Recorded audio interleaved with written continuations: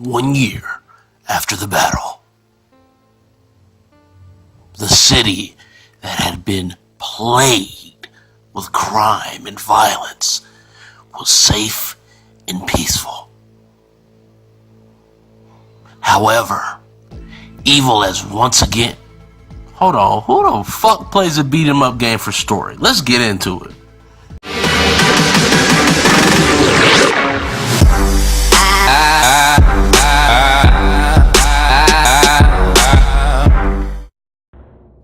Of course, today we're talking about Streets of Rage 2.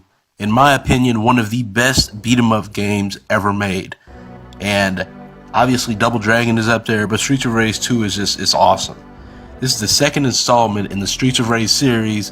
Came out in 1992, the end of that year, and it was just a beautiful game.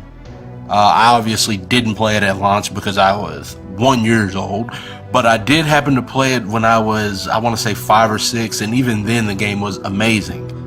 Amazing. I love beat 'em up games. I love arcade style beat 'em up games, and this just seems like a perfect arcade style beat 'em up game.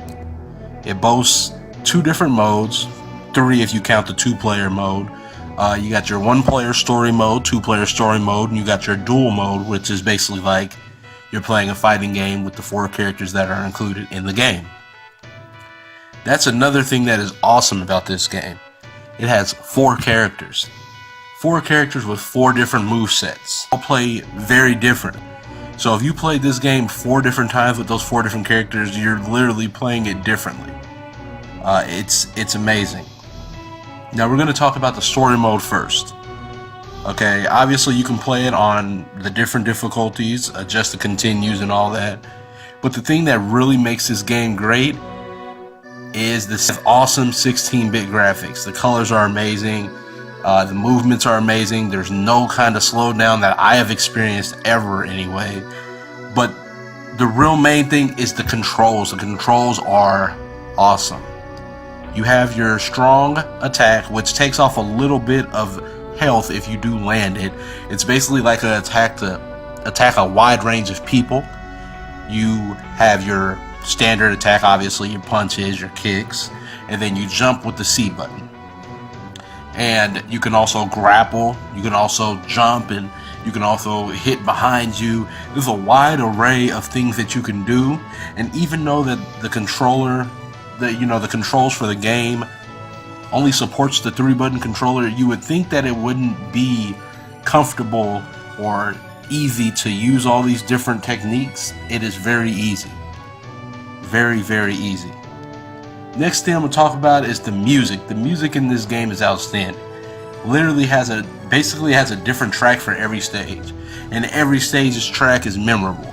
When I was playing through this game for the first time in however many years, the tracks were coming back to me. They're really memorable. The structure of the single player is very similar to other beat 'em up games. There's really not much difference there, which it doesn't need to be, obviously. You go through the level, you have a mini boss, maybe 2 mini bosses, you fight your enemies, and then you have your bosses at the end. Every single boss is different. Every single boss, you have a different technique that you need to use. There's weapons scattered throughout the levels that you can use. Every single weapon does different things, different speeds and all that kind of stuff. So there are pros and cons of every single weapon, which is, I think, awesome. It just makes the gameplay fresh, new, and it gives it some replay value. It doesn't, get old or boring.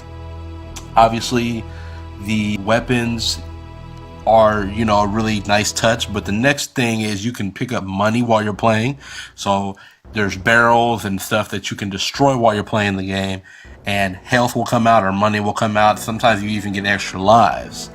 This is what makes a beat 'em up game awesome, is the hit detection. Although Double Dragon is one of my favorite beat 'em up games, the hit detection on it is a little bit shoddy.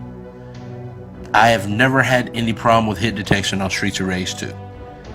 Never ever had problems with hit detection on Streets of Rage 2. They can put 6 enemies on the screen and I can hit all of them. You know, I don't have trouble hitting one of them. You know, the gameplay is so vast for the time that it came out. You know, it just gives you so many options of things to do. The last thing that I need to talk about would be the HUD. Okay, the HUD is very basic. If you're looking at it, it looks like a fighting game. You have your bar of health on the left, and then in the middle you have your timer. Whenever you hit an opponent, their health appears below your health, so you can see how much you're attacking them, you know, how much you're taking off, how much health they have remaining. It's a very easy system that works very good. It doesn't experience any slowdown. The only cons that I could say for this game would have to be the environment sometimes gets in the way. There's some points in the game, some levels in the game where you can go behind the environment. And if you go behind the environment, your person obviously disappears. Say there's a pillar hole in a room. You can go behind the pillar, and sometimes you'll get stuck behind that pillar because the enemies will trap you and you don't know what's going on, and you can get killed that way. There's a few little ticky-tack things like that. Because of those little things, I'm going to give this game a 9 out of 10. I strongly recommend this game. I feel like if you have a Sega Genesis, you should play this game. The Sega Genesis is home to a lot of very good beat 'em up games, Golden Axe, Double Dragons, all that kind of stuff. But you should really play Streets of Rage 2. It's actually very affordable, so go ahead and pick it up. I'm going to be doing a lot more videos like this. Make sure you like, comment, and subscribe for more content. And I will catch you guys on the flip side.